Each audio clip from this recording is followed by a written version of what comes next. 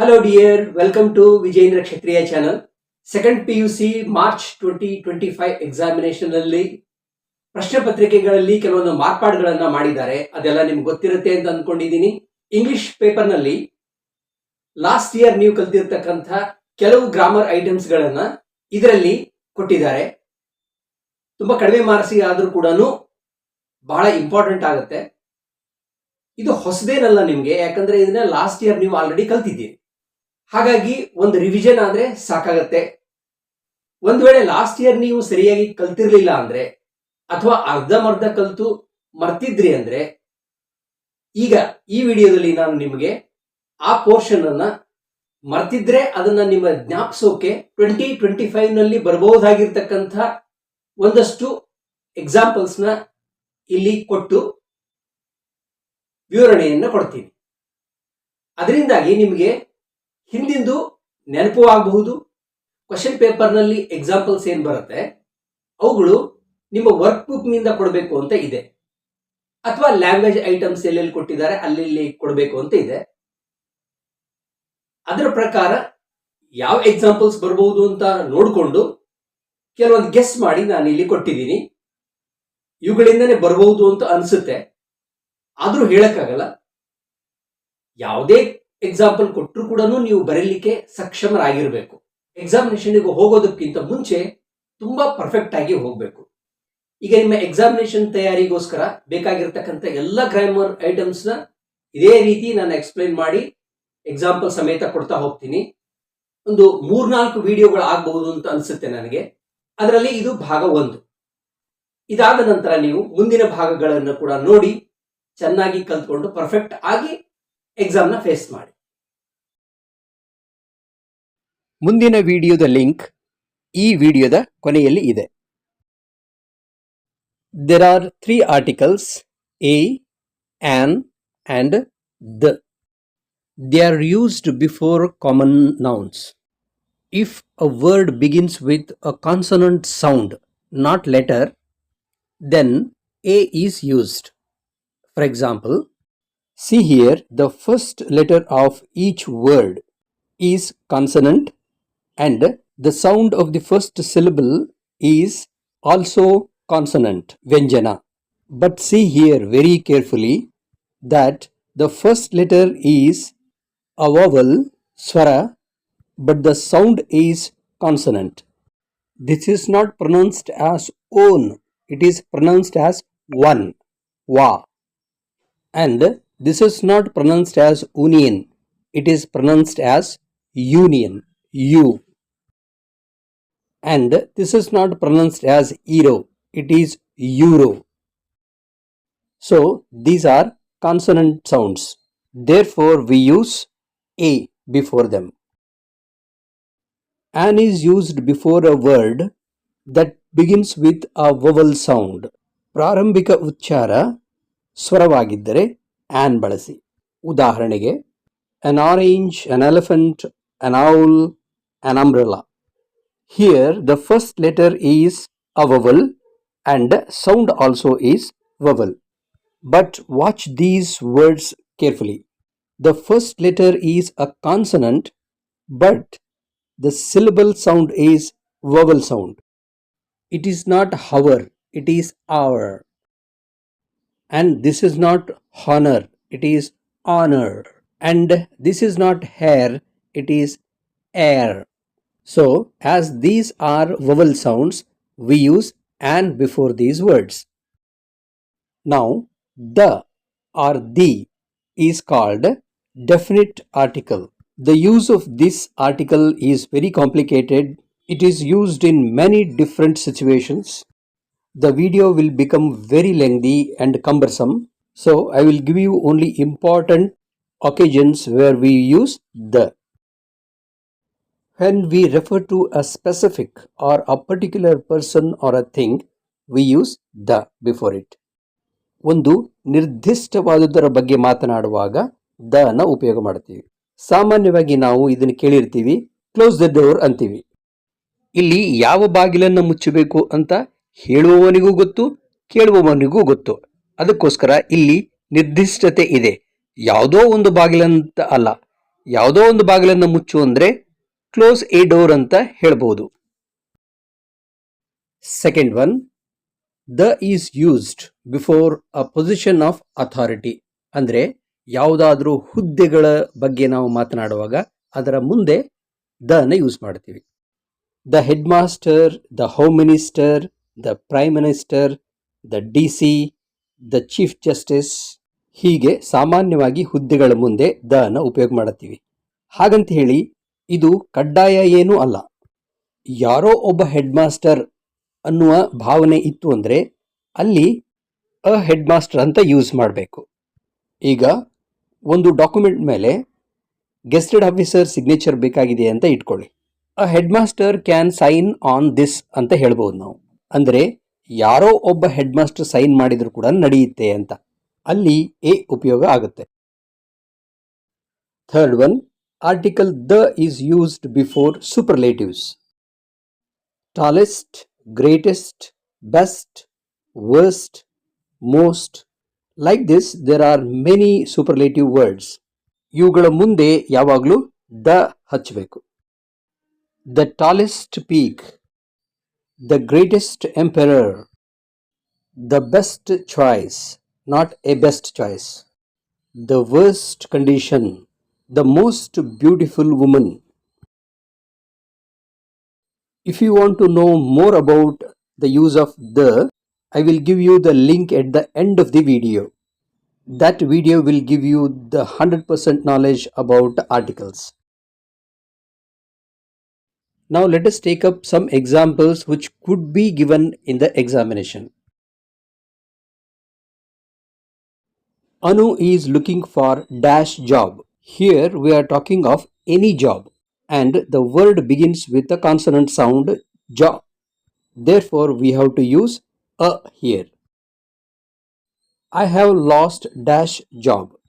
An cannot be used here. ನಾನು ಜಾಬನ್ನು ಕಳ್ಕೊಂಡಿದ್ದೀನಿ ಅಂದರೆ ಒಂದು ಜಾಬ್ ಇತ್ತು ಅಂತ ಅರ್ಥ. ಅಂದರೆ ನಾವಿಲ್ಲಿ ನಿರ್ದಿಷ್ಟವಾದದರ ಬಗ್ಗೆ ಮಾತಾಡ್ತಿದ್ದೀವಿ. ಅದಕ್ಕೆ ಇಲ್ಲಿ ದ ಉಪಯೋಗ ಆಗುತ್ತೆ. Anil is dash optician. ಇಲ್ಲಿ ಆ ಅಂತ ಉಚ್ಚಾರಣೆ ಬಂದಿದೆ, ಅದಕ್ಕೋಸ್ಕರ ಇದು ಸ್ವರ ಬಂದಾಗ ಆನ್ ಉಪಯೋಗ ಆಗುತ್ತೆ. This book of science fiction is of dash alien. Here we are talking of some alien, not a particular alien, and the sound is A. A ಅನ್ನುವುದು ಸ್ವರ, ಅದಕ್ಕೆ ಇಲ್ಲಿ ಆನ್ ಉಪಯೋಗ ಮಾಡಬೇಕು. ಇದು ಸೇಮ್ ಸೆಂಟೆನ್ಸ್ ಆದರೂ ಕೂಡ ಕೊನೆಯಲ್ಲಿ ಹೂ ಈಸ್ ನಾಟಿ ಅಂತ ಇದೆ. ಅಂದರೆ ನಾವು ಯಾವುದೋ ಏಲಿಯನ್ ಬಗ್ಗೆ ಮಾತಾಡ್ತಾ ಇಲ್ಲ, ಏಲಿಯನ್ಗಳಲ್ಲಿ ಒಂದು ಯಾವುದೋ ನಾಟಿ ಇದೆ ಅದರ ಬಗ್ಗೆ ಮಾತಾಡ್ತಾ ಇದ್ದೀವಿ. ಸೊ ಇಟ್ ಈಸ್ ಪರ್ಟಿಕ್ಯುಲರ್, ಅದಕ್ಕೋಸ್ಕರ ಇಲ್ಲಿ ದ ಉಪಯೋಗ ಆಗುತ್ತೆ. The people were dissatisfied with the leaders performance. Here they are talking of their leader, that is particular one. Therefore the is used. People decided to boycott the elections. The production of steel has gone up by 10%.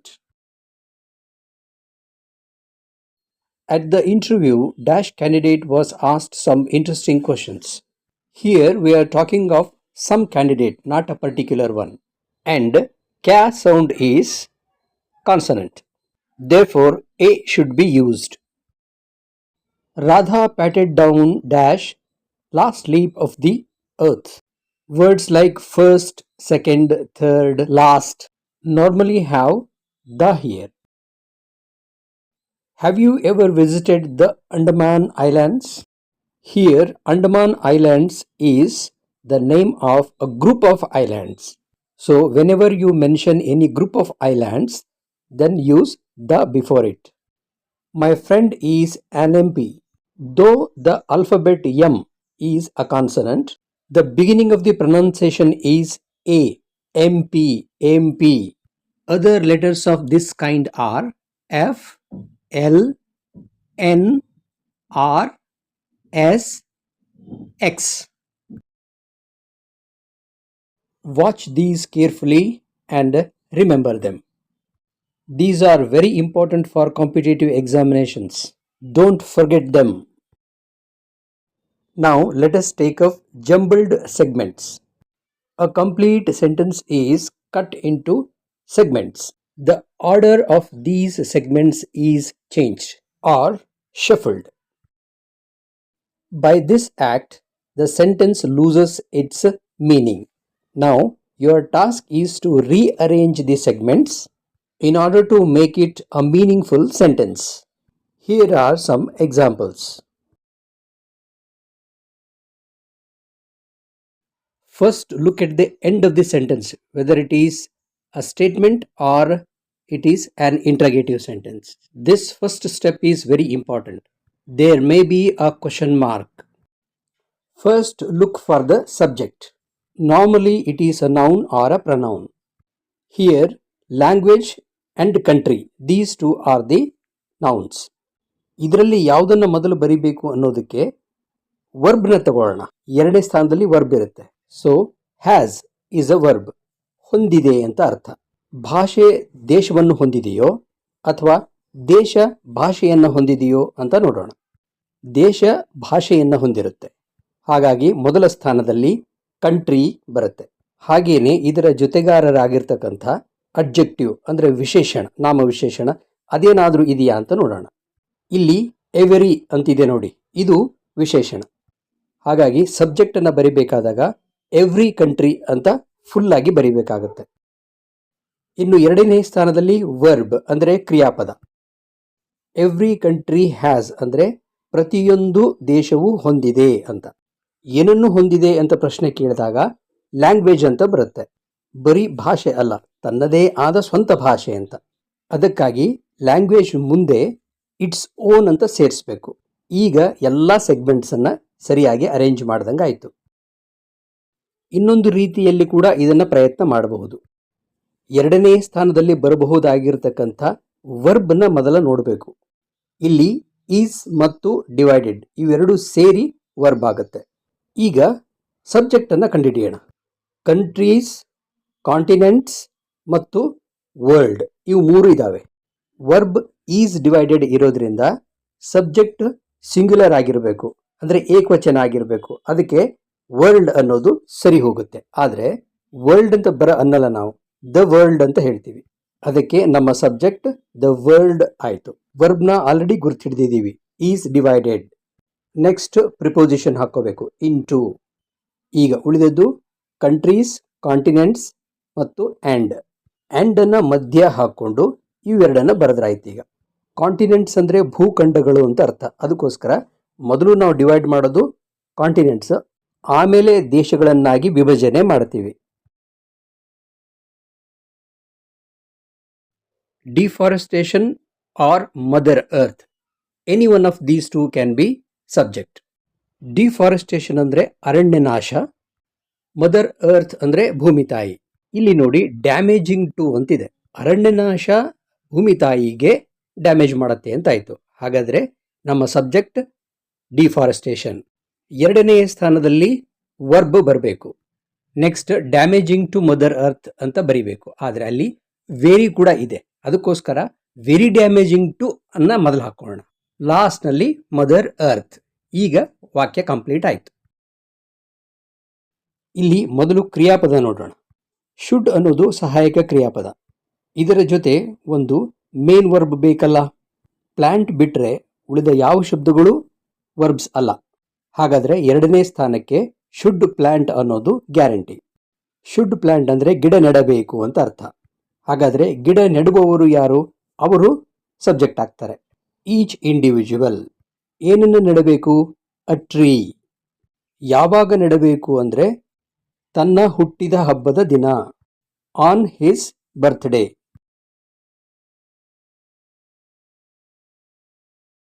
ಮೊದಲು verb part ನೋಡೋಣ. ಇಲ್ಲಿ to keep ಅನ್ನೋದು infinitive ಆಗಿರೋದ್ರಿಂದ ಇದು ಎರಡನೇ ಸ್ಥಾನದಲ್ಲಿ ಬರಲಿಕ್ಕೆ ಸಾಧ್ಯ ಇಲ್ಲ. ಮಸ್ಟ್ ಎನ್ಕರೇಜ್ ಅಂದರೆ ಪ್ರೋತ್ಸಾಹಿಸಲೇಬೇಕು. ಹಾಗಾದರೆ ಯಾರು ಪ್ರೋತ್ಸಾಹಿಸಲೇಬೇಕು? ನಾವು ಪ್ರೋತ್ಸಾಹಿಸಬೇಕು. So it is we. ಈಗ ಸಬ್ಜೆಕ್ಟ್ ಆಯಿತು, ವರ್ಬ್ ಆಯಿತು. ಮೂರನೇ ಸ್ಥಾನದಲ್ಲಿ ಆಬ್ಜೆಕ್ಟ್ ಬರಬೇಕು. ಅದಕ್ಕಾಗಿ ಏನನ್ನು, ಯಾರನ್ನು, ಯಾರಿಗೆ ಈ ಪ್ರಶ್ನೆಗಳಿಗೆ ಉತ್ತರ ಯಾವುದು ಬರುತ್ತೋ ಅದು ನಿಮ್ಮ ಆಬ್ಜೆಕ್ಟ್. ವಿ ಮಸ್ಟ್ ಎನ್ಕರೇಜ್, ನಾವು ಪ್ರೋತ್ಸಾಹಿಸಲೇಬೇಕು. ಏನನ್ನು ಪ್ರೋತ್ಸಾಹಿಸಬೇಕು? ಅರಣ್ಯ ಬೆಳೆಸುವುದನ್ನು ಪ್ರೋತ್ಸಾಹಿಸಲೇಬೇಕು. ಅದಕ್ಕೆ ಅಫಾರೆಸ್ಟೇಷನ್ ಈಸ್ ದ ಆಬ್ಜೆಕ್ಟ್. ಇನ್ನು ಉಳಿದದ್ದು to keep the earth green. ಇಲ್ಲಿ ಹ್ಯುಮಿಲಿಟಿ ಮತ್ತು ಸಿಂಪ್ಲಿಸಿಟಿ ಇವೆರಡು ನೌನ್ಸ್. ಎರಡರಲ್ಲಿ ಒಂದು ಯಾವುದಾದ್ರೂ ಸಬ್ಜೆಕ್ಟ್ ಆಗುತ್ತೆ. ಮೊದಲು ಹ್ಯುಮಿಲಿಟಿ ತಗೊಂಡು ನೋಡೋಣ. ಎರಡನೇ ಸ್ಥಾನದಲ್ಲಿ ವರ್ಬ್ ಬರಬೇಕು. Has is a verb. Next ಬರಬೇಕಾಗಿದ್ದು a lot to do. Next preposition with ನ ಇಟ್ಟು ಮುಂದೆ ಸಿಂಪ್ಲಿಸಿಟಿ ಅನ್ನುವ ನೌನನ್ನು ಸೇರಿಸಬೇಕು. ಈಗ ಮೀನಿಂಗ್ಫುಲ್ ಸೆಂಟೆನ್ಸ್ ಆಯಿತು. ಇಲ್ಲಿ ವರ್ಬ್ ಪಾರ್ಟ್ ಎಲ್ಲಿದೆ ಅಂತ ಹುಡುಕೋಣ. ಯೂಸ್ಡ್ ಮತ್ತು ಆರ್ ಇವೆರಡು ಸೇರಿ ಆರ್ ಯೂಸ್ಡ್ ಅನ್ನೋದು ವರ್ಬ್ ಆಗುತ್ತೆ. ಆರ್ ಬಳಕೆ ಆಗಿರೋದ್ರಿಂದ ನಮ್ಮ ಸಬ್ಜೆಕ್ಟ್ ಪ್ಲೂರಲ್ ಇರಲೇಬೇಕು. ನ್ಯೂಸ್ ಪೇಪರ್ಸ್, ಸೋಷಿಯಲ್ ಪ್ರಾಬ್ಲಮ್ಸ್ ಇವೆರಡರಲ್ಲಿ ಒಂದು ಬರಬೇಕು. ನ್ಯೂಸ್ ಪೇಪರ್ಸ್ನ ಹಾಕ್ಕೊಂಡು ನೋಡೋಣ. ಇದರ ಅರ್ಥ ವೃತ್ತಪತ್ರಿಕೆಗಳನ್ನು ಉಪಯೋಗಿಸಲಾಗುತ್ತದೆ ಅಂತ. Next ಬರಬೇಕಾಗಿದ್ದು as a. ಎದರಂತೆ ಉಪಯೋಗಿಸಲಾಗುತ್ತವೆ ಅಂದಾಗ ಪವರ್ಫುಲ್ ವೆಪನ್ ಅಂತ ಬರುತ್ತೆ. ಇದಾದ ಮೇಲೆ ಟು ಇನ್ಫಿನಿಟಿವ್ ಬರಬೇಕು. ಅದಕ್ಕೋಸ್ಕರ ಟು ಹೈಲೈಟ್. ಇನ್ನು ಉಳಿದಿದ್ದು ಸೋಷಿಯಲ್ ಪ್ರಾಬ್ಲಮ್ಸ್. ಈಗ ಇದು ಕಂಪ್ಲೀಟ್ ಸೆಂಟೆನ್ಸ್ ಆಯಿತು. ವರ್ಬ್ ನೋಡೋದಾದರೆ ಮಸ್ಟ್ ಫಾಲೋ. ಯಾರು ಫಾಲೋ ಮಾಡಬೇಕು ಅಂದಾಗ ವಿ, ಇದು ನಮ್ಮ ಸಬ್ಜೆಕ್ಟ್. ಎರಡನೇ ಸ್ಥಾನದಲ್ಲಿ ವರ್ಬ್ ಮಸ್ಟ್ ಫಾಲೋ. ಏನನ್ನು ಫಾಲೋ ಮಾಡಬೇಕು? ರೂಲ್ಸ್ ಫಾಲೋ ಮಾಡಬೇಕು. ಬರೀ ರೂಲ್ಸಾ? ಅಲ್ಲ, ಸರ್ಟನ್ ರೂಲ್ಸ್. ಕೊನೆಯದು ಉಳಿದಿದ್ದು and regulations.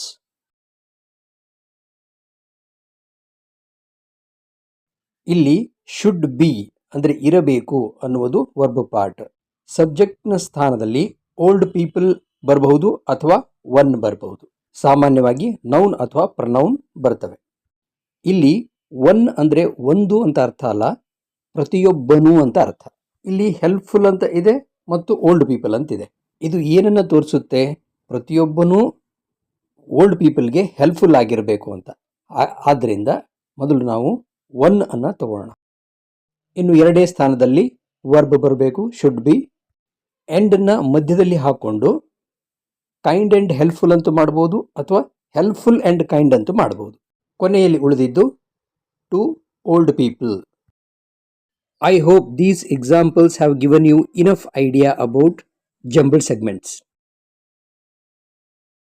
Now let us go on to our next task, that is using prepositions. Here I will give you only examples.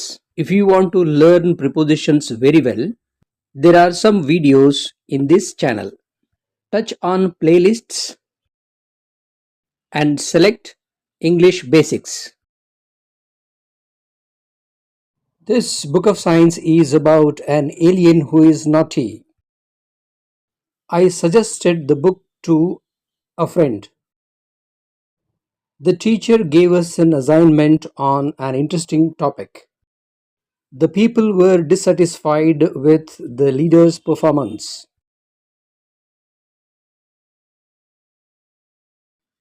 People decided to boycott the elections as a mark of protest.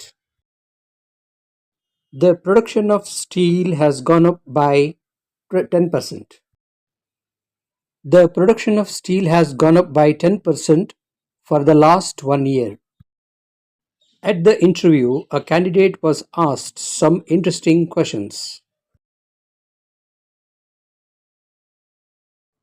A few more questions were asked on the same line. Little Radha was at the garden filling a hole. Radha's neighbor peered through the fence. Radha's neighbor was interested in what the youngster was doing. Radha replied without looking up.